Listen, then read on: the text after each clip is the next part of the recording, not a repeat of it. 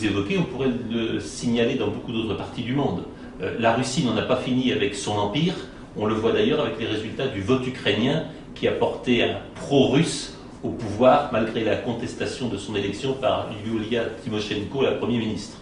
On le voit en Amérique du Sud où, en oubliant les embardés de Chavez ou de quelques autres, un bloc semble bien se constituer dans une volonté d'autonomie retrouvée vis-à-vis des grands voisins du Nord et en particulier des États-Unis.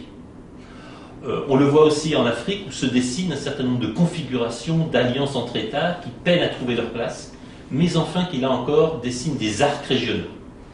Alors, vous m'incitez à revenir à l'Asie. En effet, ce qui est très clair, c'est que s'il y a conflit, et quelquefois conflit violent, comme l'ont illustré les relations entre la Chine et l'Australie au sujet du prix du minerai de fer, pensez quand même que les Chinois ont dû accepter une augmentation du prix du fer de l'ordre de 50%, tout simplement parce qu'ils ne peuvent pas continuer leur folle croissance sans être nourris par le fer des mines australiennes.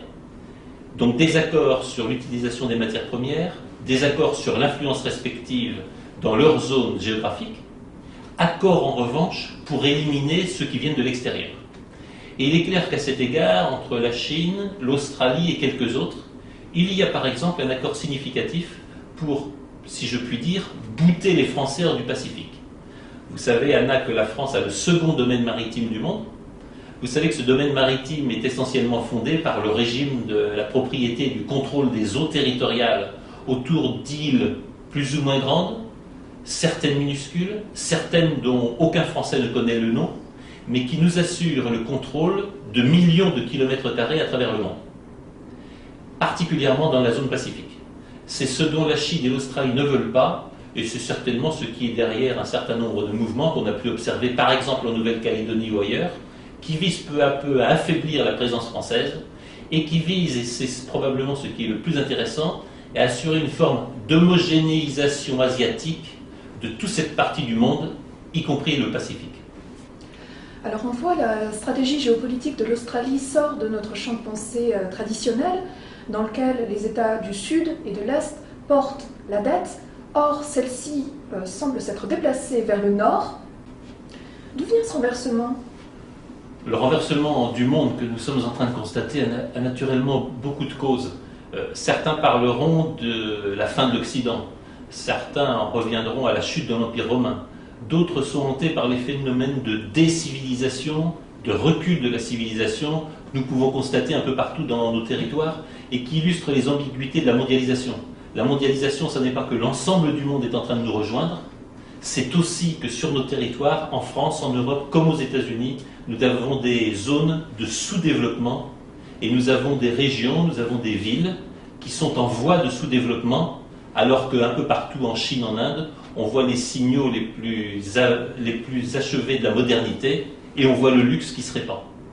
Mais je crois que le point essentiel du renversement du monde, Anna, c'est que nous avons grandi dans un monde où nous avions le capital et eux avaient la dette. La dette des pays en voie de développement, la dette de l'Asie, la dette de l'Afrique, la dette de l'Amérique latine, tout cela a marqué 2 ou 3 décennies de soubresauts financiers, quelquefois de crise financière grave. La crise du Sud-Est asiatique avait failli emporter le système financier mondial. Dorénavant, c'est l'inverse et ça s'est passé avec une violence extrême.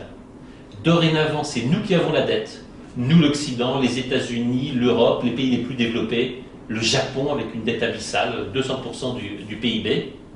Et dorénavant, ceux qui ont le capital, c'est la Chine, ce sont les pays dotés de matières premières, ce sont les pays de l'Est et ce sont les pays du Sud. C'est probablement l'origine du renversement du monde que nous sommes en train de constater. Nous sommes drogués à la dette. Nous sommes tous les euro-bénéficiaires de leviers d'endettement qui sont peut-être en train de ruiner les générations futures qui vivront sur nos territoires et dans nos entreprises. Et ça, c'est probablement la réalité derrière le renversement du monde. Si l'on considère que les 2 instruments de puissance sont le capital d'un côté et les armes de l'autre, nous n'avons plus le capital. Ce qui pose naturellement une question avec laquelle nous n'en avons pas fini. Les États-Unis portent la dette. Les États-Unis sont à l'origine du déclenchement d'une crise financière et bancaire sans précédent.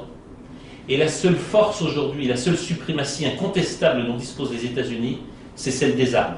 avec une marine à elle seule équivalente aux 9 marines du monde qui la suivent, avec un budget de la défense équivalent au budget de la défense des 5 ou 6 puissances qui suivent les États-Unis.